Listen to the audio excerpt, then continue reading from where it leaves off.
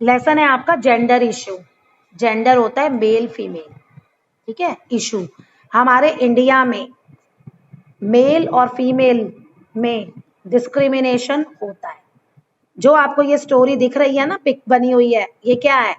एक भाई बहन दोनों टीवी देख रहे हैं, ऊपर से उनकी मदर लॉ, वो उनकी दादी आती है, ग्रैंड मदर, और वो कहती है उसकी मम्मी को कि तुम इस लड़की को क्यों बिगाड़ रही हो, इसको अपने साथ घर के काम में लगाओ। तो वो लड़की गुस्सा हो जाती है, तो मदर उसको समझाती है कि तुम्हें ऐसे नहीं बोलना चाहिए।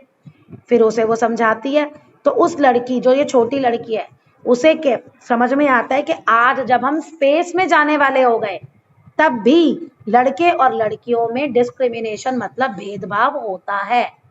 यही आपकी पूरा चैप्टर है। नेक्स्ट स्टोरी स्टार्ट ही यहीं से हो रही है। From the above story it is evident that there is a difference between sex and gender. कहता है पूरी स्टोरी से पता चलता है, ये एक एग्जाम्पल है कि इंडिया में मतलब अभी भी जेंडर या सेक्स यानी मेल फीमेल का डिफरेंस है। Sex is the natural state of being a girl और अ बॉय। सेक्स जो है वो नेचुरल स्टेट है, यानी जो भगवान ने दी है, लड़का या लड़की। लेकिन gender is a social culture state. और जेंडर क्या है? सोशल कल्चर जो हमने बना दी अपनी सोच से।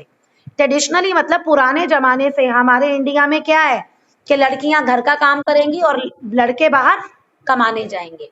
तो ये डिफरेंस है। Gender stabilises the social acceptable roles and behaviours of girls and boys. तो वही के एक्सेप्टेबल रोल्स एंड बिहेवियर के एक लड़का और एक लड़की क्या काम करेंगे और उन्हें कैसे बिहेव करना चाहिए, ये पहले से ही इस्टेब्लिश हो चुका है। मतलब लोग मानते हैं कि लड़कियों को ऐसा ऐसा होना चाहिए और लड़कों को ऐसा ऐसा होना चाहिए। The gender inequalities within a family unit influences the general attitude of a children of the family. Family, school, community also influence the behavior pattern of an individual. अब वो कह रहा है कि जो जेंडर इनइक्वालिटी जो फैमिली में ये भेदभाव एग्जिस्ट करता है, इससे जो बच्चे का एटीट्यूड है ना, जो जनरल आम दुनिया को देखने का नजरिया, उस पर असर पड़ता है। और यही चीज फैमिली, स्कूल और कम्युनिटी भी, किसी भी कोई भी इंडिविजुअल है, पर्सन है, उसके बिहेवियर यानी वो कैसा व्यवहार करता है, इस पे असर डालती है। Since it is a social concept, जबकि ये एक सोशल कॉन्सेप्ट है, it varies over a period of time as well as from culture to culture. लेकिन फिर भी ये टाइम टू टाइम और कल्चर टू कल्चर चेंज होता है। अब कैसे? अब अगर तुम अपनी मदर से पूछो तो तुम्हारी मदर ने अपनी फैमिली में ये जेंडर इनइक्वालिटी देखी होगी। लेकिन अब तुम अगर गर्ल्स हो तो इतना टाइम चेंज हो गया है, और अर्बन एरियाज में रहने वाले तुम लोगों को इतने अच्छे स्कूल में पढ़ाया जा रहा है, सब एजुकेशन अच्छे से दी जा रही है, तो तुम लोगों के साथ ये जेंडर इनइक्वालिटी अब एग्जिस्ट नहीं करती। तो टाइम टू टाइम और कल्चर टू कल्चर, कल्चर मतलब मुस्लिम गर्ल्स में देखो अभी भी उन्हें बंध के रहना पड़ता है, और लेकिन एक हिंदू गर्ल वो बिल्कुल अलग है। तो जिसका जैसे कल्चर होता है उसका भी असर पड़ता है। Gender responsibilities and inequalities are different in different cultures and deeply influenced by the historic development and institution of that society.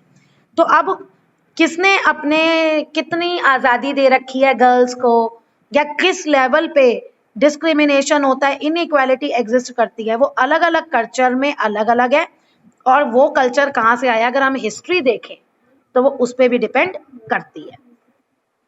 Role of gender inequality, the way a man a woman dealt with each other in a society does not originate from physical और biological factors but from social factors.